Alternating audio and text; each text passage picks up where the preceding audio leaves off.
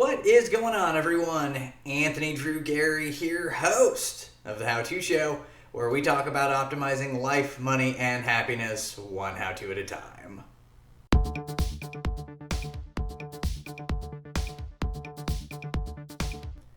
This week on the show, I want to spend some time talking about a study that was compiled over the last several years, and I believe was just recently published, that takes into consideration the return on investment of different college degrees. And this is something that I've thought about before, is that how do you really measure this? And thankfully, there's a not-for-profit that's done a lot of the heavy lifting, and so for the most part, across colleges and universities and different degree programs, you can get an average of whether or not certain college programs are worth the return on investment. And so rather than try to dive into the methodology on my own, I'm going to switch over to Zoom so that we can check out the website, and I'll ultimately give you all the links that you need so that you can check this out on your own, because I think this is really worthwhile, especially if you know somebody that's looking to head to college soon. So let's switch over now.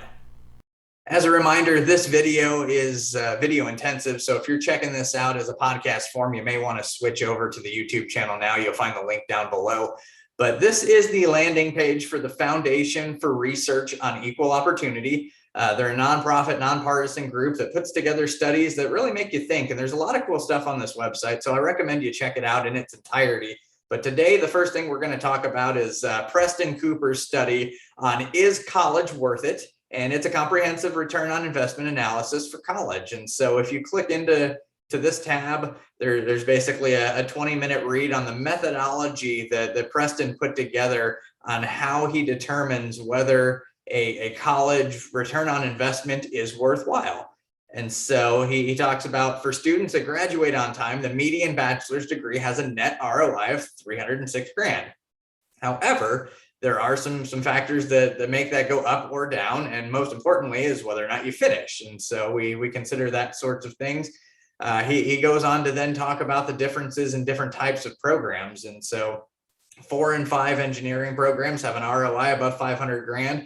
Same is true for only 1% of psychology programs. Just interesting sorts of tidbits based on all of the studying in the data that he's published. And he looks at things like income that you expect to have over the trajectory of a career. He goes into whether or not you finish on time, whether it takes you extra time. He goes into what the actual cost of the tuition is, and whether you're going to likely receive any aid based on the historical context of the school that you're looking at. And so you can read through all the methodology in this report. Again, there's like 20 minutes worth of it, or you can scroll down to the bottom and I'll click over to the next tab where he puts the full ROI table together. And so just to have some fun with this, we'll go ahead and plug in, so you search a college or major. So we're going to search Indiana real quick because that's where I am from. So we search Indiana University and we go to the Bloomington campus, and you can scroll down. There are the majority of the different degree programs here. And what you start to notice, again, this one goes 3 different pages long here, is that on the top of it, there's an average earnings at 25, an average earnings at 45, and an ROI before completion adjustment. And this is the tab you want to use if you expect to graduate in 4 years. If not, you want to use the after completion adjustment. And I think that pushes it on to whether you graduate in 5 or 6. But right off the bat here, you start to notice that there are some of these that have substantial ROI. Like, for example, the business degree is really high, but flip side to that, there are a handful of these degree programs that are negative. And so it's not necessarily the end all be all into choosing your college degree program. Right now I work in a field that's slightly adjacent to what I went to school for, but if I had a database like this as a high schooler looking at things, it's not out of the question that this may have influenced my decision, because right, wrong, or indifferent, the idea behind going to college is equipping yourself with an education so that you can make money in the marketplace. Because if that's not what you're after, you might as well not go to college and pursue some other way to make an impact in the marketplace. And so overall, the study is basically suggesting that not all degree programs are created equal. And I think we all knew that, but this is put together in such a way that you can actually put some numbers to it. And so I don't want to pick on IU Bloomington the whole time. We can switch over here, and I think I'll be able to illustrate a little bit of a point here that not all colleges are created equal, not all degree programs are created equal, but not everything might be what it seems. And so let's go ahead and jump to the mega ship, the mother lode, whatever you want to call it. We'll go to Harvard. And so Harvard has a handful of degree programs. They have fewer than Indiana, but it's worth noting that not all of the degree programs have a adjusted ROI that are any better than Indiana's. Some of these outliers really are, but it's noteworthy that they have some negative ROI programs as well. Anthropology is one of them. I think there's one more in here.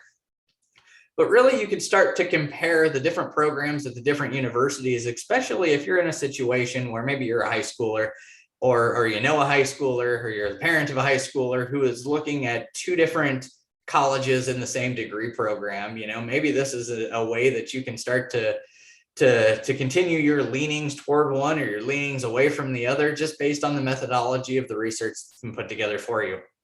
Overall, I thought this was a really cool tool to check out the proposed and supposed ROIs on different degree programs. And I know that this is something that I played with, and so I'll leave the links to these to this data table, as well as the link to the abstract of the study in the show notes, so that you can check them out. And you can also duplicate and edit this. You can pull this raw data straight into an Excel file if you're nice and nerdy like me, and so that you can sort things by different degree program across all the different universities if you want. And you can check that out as well. So I'm going to switch back over to me now and end the show. That's going to bring this episode of the show to a close. Hopefully you can use the study that was created and all of the power behind it to bring some benefit to your life. And if not your life, somebody that you care about, please share the episode with them to let them know that this content is out there for people who can benefit from it.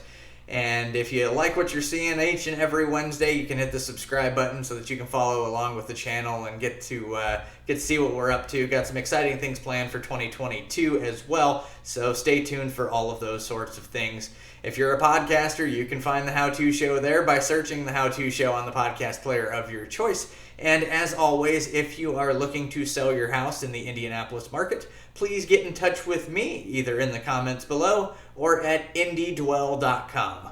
Until next time, this is Anthony Drew Gary, host of the How To Show, signing off.